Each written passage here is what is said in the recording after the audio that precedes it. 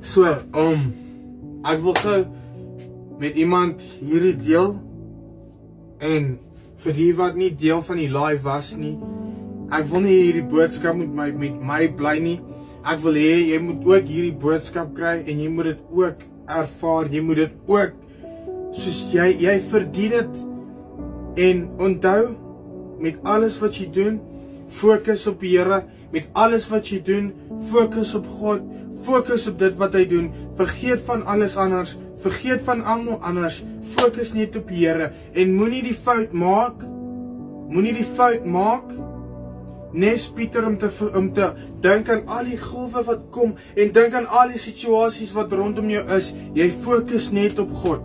Elke verhouding wat belangrik, elke goeie nuus, want hier is die ding, ons kyk nuus en dan die nuus vertel vir ons dat daar slegte goed gebeur in die wêreld, maar die enigste nuus wat jy moet hê, die enigste nuus wat jy moet lees, die enigste nuus wat jy moet verstaan, die enigste nuus wat jy nodig het, is die goeie nuus van Jesus Christus, is die goeie nuus van hierdie Bybel. So elke liewe keer as jy dink, okay, ek voel anxious, ek voel so en so en so, jy fokus net op die Here, jy fokus net op die Heilige Gees en jy fokus net op dit wat die Here sê. Hy beplan met jou lewe. Want hier is die ding, baie van ons vra vir die Here om ons te help met goed, maar jy plant hier, dan is jy daar, jy plant hier, dan is jy daar, maar jy fokus nie op jou verhouding met God nie. Jy fokus nie waar jy is nie.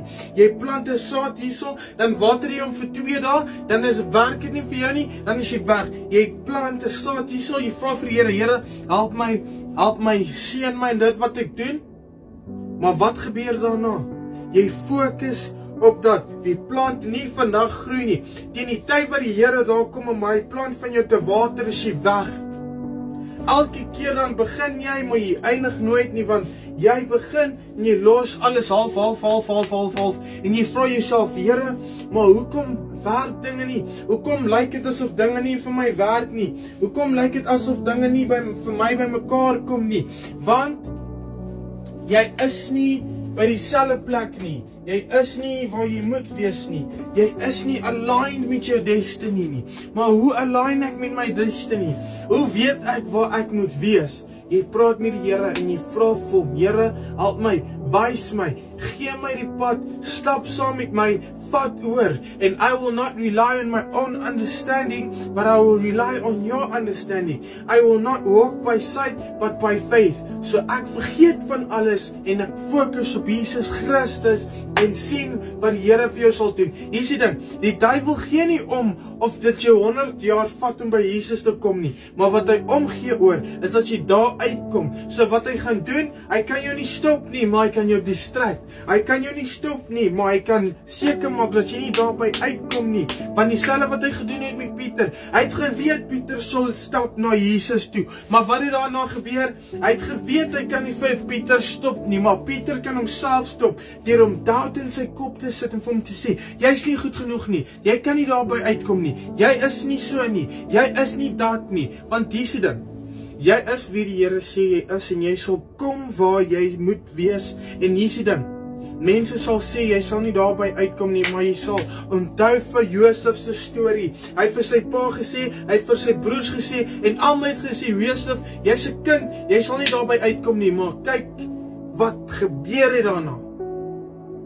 Ja, ek verstaan.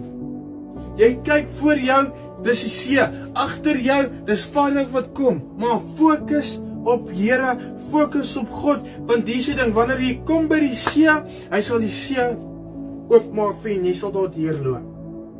Maak nie saak waardeur jy gaan nie, die Here bly by jou, die Here bly lief vir jou. Jy fokus net op die Here, jy fokus net op hom. As jy begin 'n besigheid, wat ook al jy doen, jy gaan na hom toe en jy submit jouself by die Here. Ek glo ek het vandag genoeg gesê, maar wanneer die Heilige Gees begin werk, jy moet hom net toelaat. So die Here is baie lief vir jou en gee dit jou alles en fokus op God, fokus op die Here.